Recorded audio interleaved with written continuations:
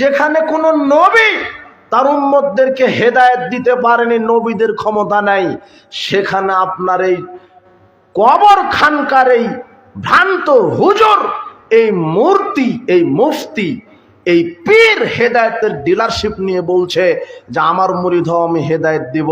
তার মানে পীর মানেই শয়তানি আর ভণ্ডামি। আর মাজারে টাকা দেন কেন? মাজারে টাকা দিলেন মানে ওদেরকে গাঁজা খাওয়ার ব্যবস্থা করে দিলেন আপনি।